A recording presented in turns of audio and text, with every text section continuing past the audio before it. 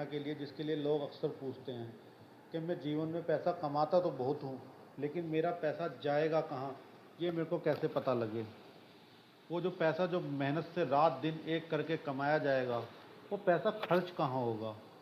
ये बात जानने के लिए ज़्यादातर लोग अक्सर पूछते हैं कि जी समझ में नहीं आ रहा, पैसा आता तो बहुत है पर जाता कहाँ है। तो मैं आज आपको कुंडली के माध्यम से ये बताऊंगा कि आप जो पैसा जीवन में कमाएंगे वो खर्च कहाँ होगा, उसका जो सबसे ज़्यादा हिस्सा है वो कहाँ पे जाएगा, वो मैं आपको बताता हूँ कुंडली के हिसाब से। देखिए, कुंडली में जो 12वां हाउस होता है वो हमारे खर्चे का होता है, वो हमारे जो जितने भी एक्सपेंस हैं उसका होता है, लॉस्ट का होता है। तो जो भी हम जीवन में पैसा कमाएंगे वो हमें 12वां हाउस बताएगा कि आपका पैसा कहाँ खर्च होगा। तो 12वें हाउस का स्वामी जहाँ कुंडली पे बैठा होगा, आप देखिएगा आपने जीवन में जो भी पैसा कमाया वो वहीं खर्च होगा। सपोज़ कीजिए 12वें हाउस का स्वामी पहले हाउस में बैठ गया, तो अब फर्स्ट हाउस यानी लगन में बैठ गया। तो लगन में बैठने के बाद आपका जो पैसा है आप उसे अपने ऊपर खर्च करेंगे, अपनी पर्सनैलिटी डेवलपमेंट में, अपने इम्प्रूवमेंट में। मतलब वो पैसा मोस्टली आप अपने ऊपर ही खर्च करेंगे, किसी और के ऊपर खर्च नहीं करेंगे। 12th हाउस का स्वामी अगर दूसरे हाउस में बैठ जाए तो दूसरा हाउस जो है वो परिवार का है। तो आप अपने जीवन में जो पैसा कमाएंगे उसका ज़्यादातर हिस्सा आप परिवार पे, कुटुंब पे, खाने पीने पे, इन सब पे खर्च करेंगे, क्योंकि वो उसका भी जो है घर है। इसी प्रकार अगर 12वें हाउस का स्वामी तीसरे हाउस में बैठ जाए, तो तीसरा हाउस क्या है, वो हमारे छोटे बहन भाई का है। तो आपने देखा होगा बहुत से लोग जो है जीवन भर अपने छोटे बहन भाई का पालन पोषण, उनकी शादी वादी खुद ही करते हैं। तो अक्सर ऐसे लोगों का जो 12th हाउस है वो तीसरे हाउस में बैठा होता है।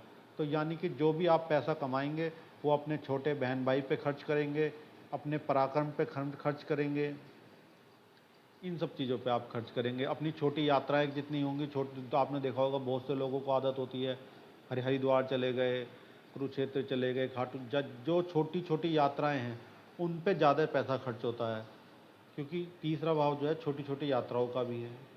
इसी प्रकार अगर आपका 12th लॉर्ड 4th हाउस में बैठ गया, तो 4th हाउस क्या है, 4th हाउस आपके घर का है, आपकी मदर का है।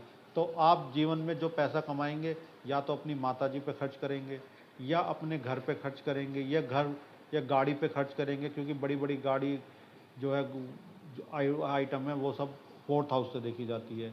मकान, आपने देखा होगा बहुत से सरकारी कर्मचारी जो रिटायर होते हैं वो ज़्यादातर सबसे पहले मकान बनाते हैं।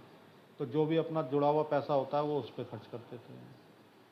इसी तरीके से अगर 12th लॉर्ड 5th हाउस में बैठ गया, तो 5th हाउस क्या है, आपके बच्चे। आप ज़्यादातर अपने बच्चों के ऊपर खर्च करेंगे। प्यार अफेयर का भी है, लव हाउस है, तो आप अपनी गर्लफ्रेंड के साथ पे भी बहुत खर्चा करेंगे, प्यार मोहब्बत पे। और वो क्रिएटिव नई चीज़ें सीख करने पे भी आप बहुत ज़्यादा पैसा खर्च करेंगे। इसी तरह 12th लॉर्ड अगर 6th हाउस में बैठ जाए, तो 6th हाउस में जब 12th लॉर्ड बैठेगा तो आपका ज़्यादा, वो हमारा किसका है, वो रोग, ऋण, शत्रु, मुकदमे इत्यादि का है। तो अब आपका पैसा कहाँ पे, बीमारियों पे खर्च होगा। लोन, कर्जा ले लेंगे तो उसकी किस्त भरने में आपका सारा पैसा चला जाएगा, जल्दी से लोन उतरेगा नहीं, उसकी ईएमआई भरते रहेंगे। मुकदमा, लड़ाई झगड़ा हो जाएगा, मुकदमा हो जाएगा, तो कोर्ट कचहरी में आपका ज़्यादातर पैसा खर्च होगा। इन जगह अगर आपका पैसा ज़्यादा खर्च होगा। वहीं अगर 12th लॉर्ड 7th हाउस में बैठ जाए, तो 7th हाउस किसका है, आपके पार्टनर का है। तो आपका जो पैसा है वो आपके पार्टनर पे खर्च होगा। आपकी मम आप मतलब मेल हैं तो आपकी जो वाइफ है उसके ऊपर खर्चा होगा, और वाइफ अगर कमाती है तो वो अपने हस्बैंड के ऊपर खर्चा करेगी, तो मतलब वो उस पर खर्चा होगा। 8th हाउस में अगर बैठ जाए 12th लॉर्ड, तो ससुराल वालों पे भी खर्चा होता है। अचानक से नुकसान का है तो कोई ना कोई नुकसान होता रहेगा, ऑपरेशन इत्यादि है उस पर खर्च हो जाएगा, और पैसा अचानक से बहुत ख़राब होगा। अचानक से कोई ना कोई मुसीबत आएगी और आपका पैसा वहाँ लग जाएगा, जो समझ में ही नहीं आएगा। इसी प्रकार अगर 12th लॉर्ड 9th हाउस में बैठ जाए, तो ये धर्म का है, तो आप धर्म कर्म के कामों पे बहुत पैसा खर्च करेंगे। लंबी यात्राओं का है, उस पर आप बहुत खर्च करेंगे। पिता का है, पिता के ऊपर पैसा बहुत खर्च करेंगे। इसी प्रकार 12th लॉर्ड अगर आपका 10th हाउस में बैठ जाए, तो आज नेम फेम का आदमी अपने नेम फेम के लिए बहुत पैसा खर्च करता है। आपने देखा होगा ज़्यादातर नेता लोग होते हैं वो अपने होल्डिंग्स और मतलब कार्यकर्ताओं पे और उस पे जन पैसा खर्च करते हैं जिससे कि उनका मान सम्मान बढ़े।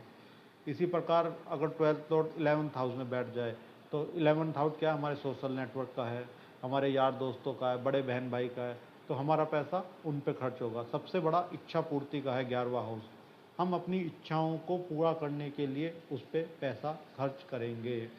अगर 12th फ्लोर 12th में बैठे तो ये हॉस्पिटलाइज का है, हॉस्पिटलाइज होने में पैसा खर्च हो सकता है। दान पुण्य का है, उस पर खर्च हो सकता है। तो इस प्रकार हमने देखा कि हमारे जीवन का जो पैसा है वो कहाँ खर्च होगा, वो पैसा वहाँ खर्च होगा जहाँ पे 12th फ्लोर जाके बैठ जाएगा। तो आप भी अगर ये जानना चाहते हैं कि आप जीवन में जो पैसा कमाएंगे कितना कमाएंगे ये सेकंड हाउस बताएगा, लेकिन जो भी कमाएंगे उसका मोस्टली हिस्सा कहाँ खर्च होगा ये 12th लॉर्ड बताएगा। जहाँ 12th लॉर्ड आपका बैठा है आप देखिएगा आपका ज़्यादातर पैसा वहीं पे खर्च हो रहा होगा और आगे भी होता रहेगा।